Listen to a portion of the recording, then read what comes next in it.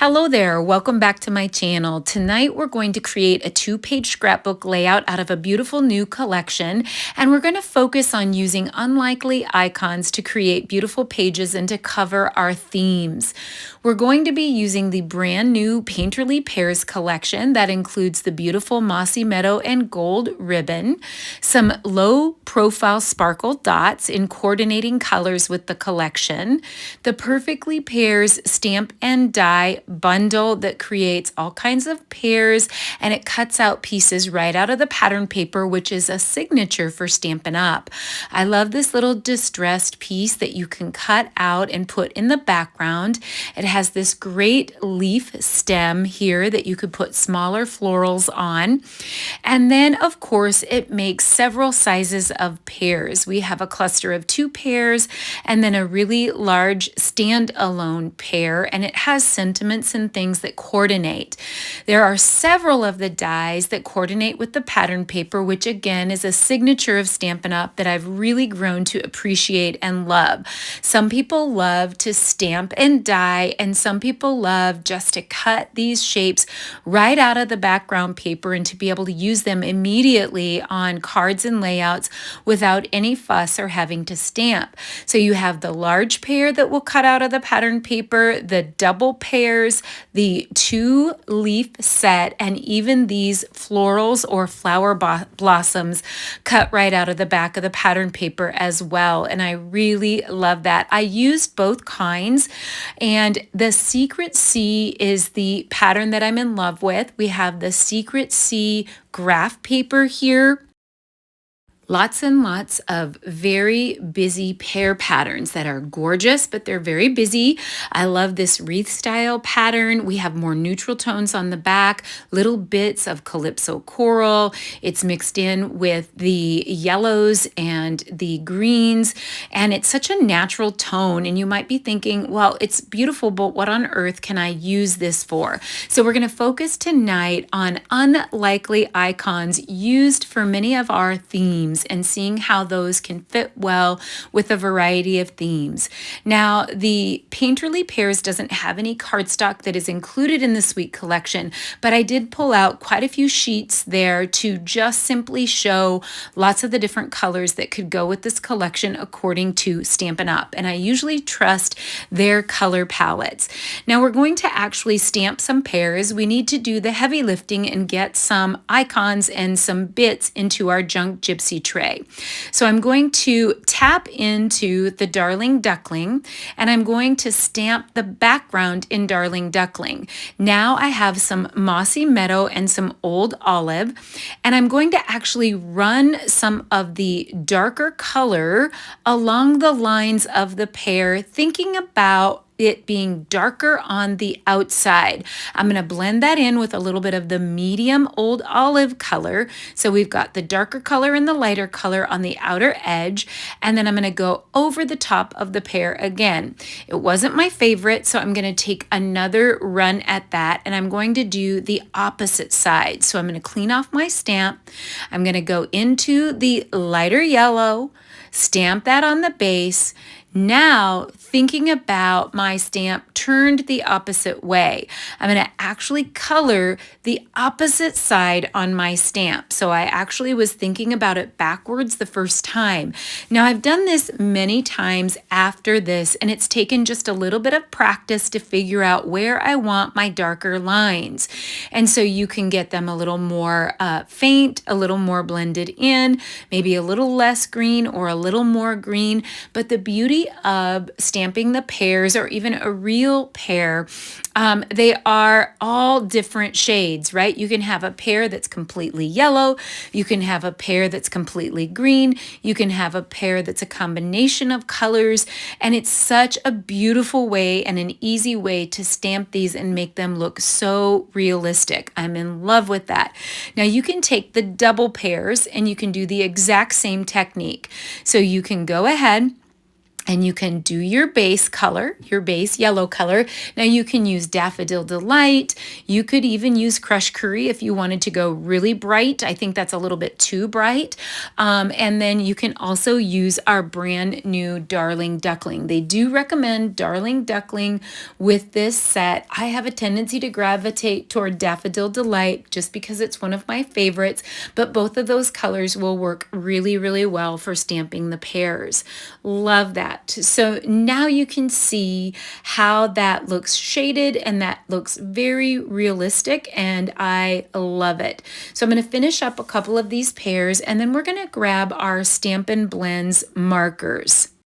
I found with creating the pears, what helps the most is flipping it over to figure out which side to do the darkening on. That's where I have the most trouble. My brain doesn't always flip. And so when I flipped it around, it really helped me to figure out what side I wanted the darker pear on. And I really wanted most of those, like the pears in the paper, to be more toward the right side. So now I'm going to grab some Old Olive, and I used light Old Olive in the Stampin' Blends to shade in the leaves. I didn't do a lot of technique, mostly just a little bit of coloring. The leaves are pretty tiny, but if you wanted to use a little bit of dark and a little bit of light, or do a little bit of shading with a blending pen, you totally could.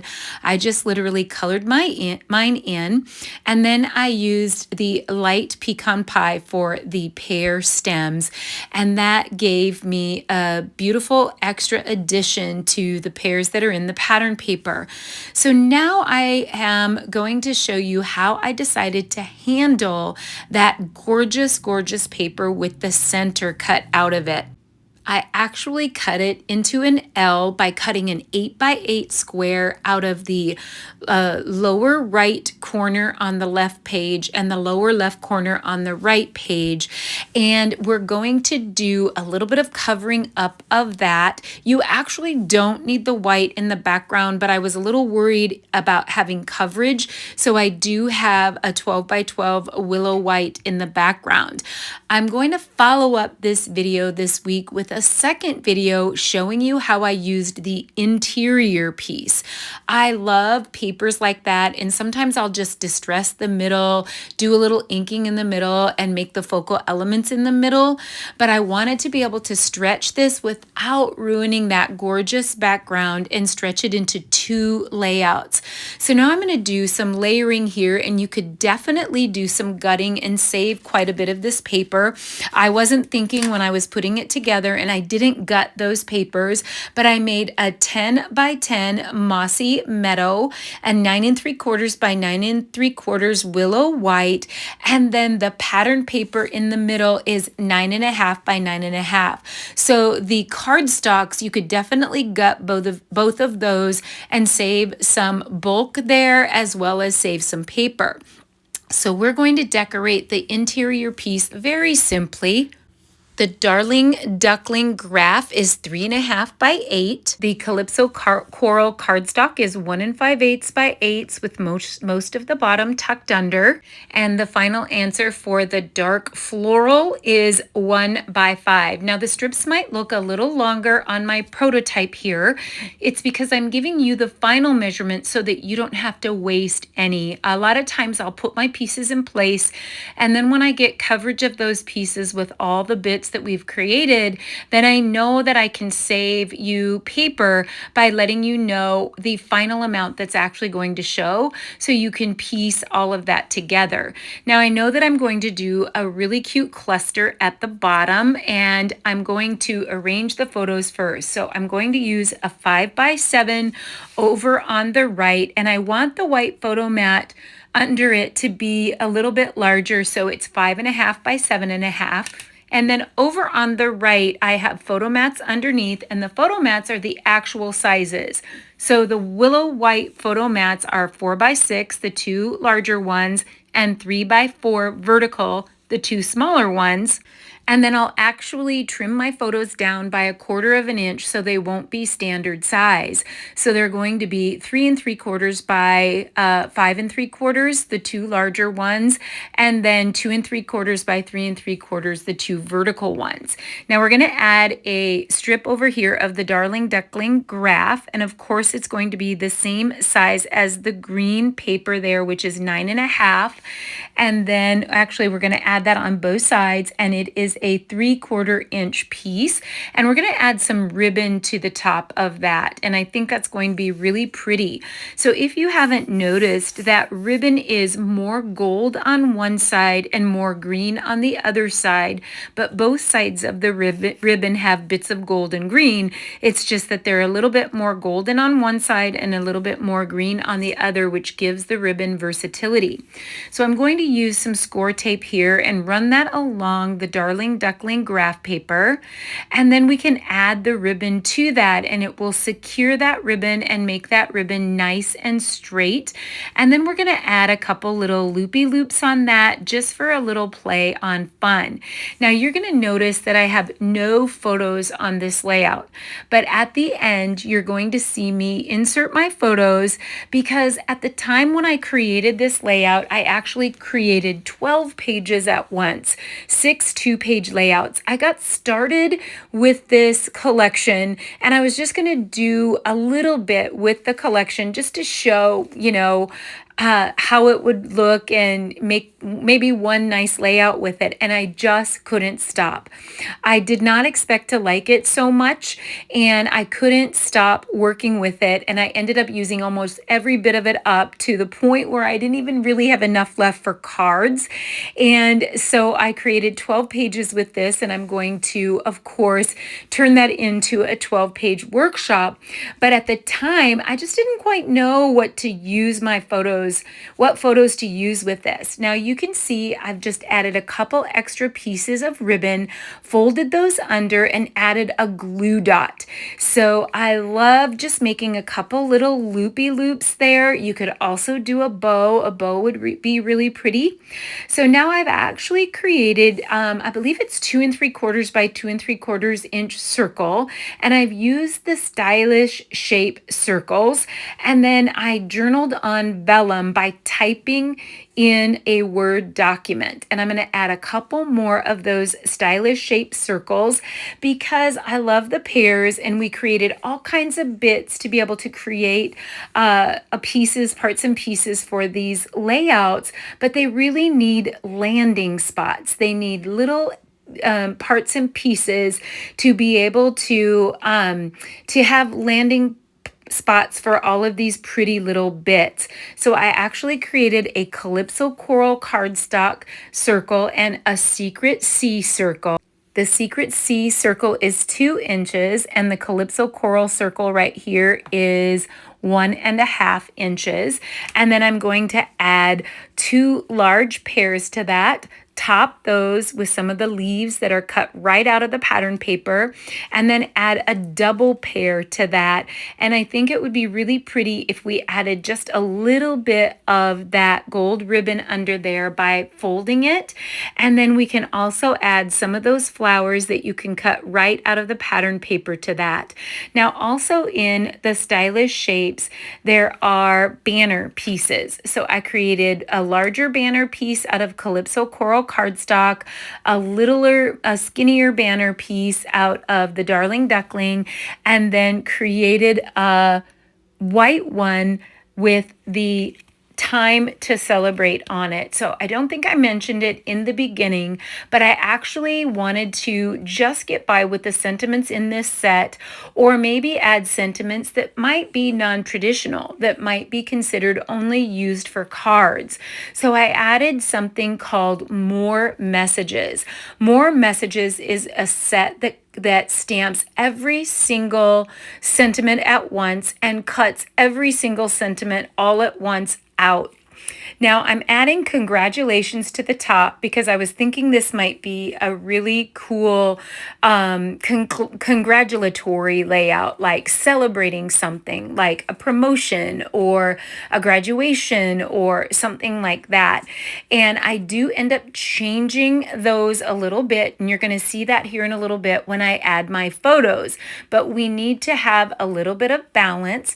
So I added that little distress piece in pecan pie, and then the little florals in petal pink on the upper right of the large 5x7 photo. And then we'll make another little cluster over here on the right by adding a Calypso coral circle that is 2 inches, and then we'll put a couple double pears on there, a couple of those die cut flowers in petal pink again, and then I made the banners that are up on the top with the congratulations sentiment, of course, out of those stylish shapes, one in Darling Duckling, one in Calypso Coral, and one in Secret Sea. And I love that combination. And now I'm just adding a few of those low profile sparkle dots in different places. Now I've opted to use just the Darling Duckling color on this, and I do use many of the other colors on all of the other layouts. Now, as I was working on this, I was thinking of something that I've heard so many paper crafters say, like, they're pretty, but what would I use pears for? So how many times do we use an icon like in the summer? We might use an umbrella or we might use a bicycle, but do we have a bicycle in the photos or an umbrella in the photos? They're just those pieces that are pretty, and they're different icons that you can cluster, and you don't have to take it literal. So I opted to add a larger circle because I had more to say, and I opted to do a little girlfriend trip to a little European bistro where we had fresh pressed tea, and we had the most yummy Monte Cristo crepes and delicious coffee, and the best visit in the world. I think these pages would be amazing for little girlfriend events, coffee, tea, out for a drink, maybe a little Mother's Day tea. It would be perfect for mothers and grandmothers, for families. It would even be perfect for some outdoor gardens and different things like that. I think having an open mind and thinking about using unlikely icons for lots of everyday themes, and you're going to be pleasantly surprised. I just think it turned out beautiful. I hope you love it too. I hope you'll hit like, subscribe, the notifications bell, and come back soon for more right here on Snips by Kelly.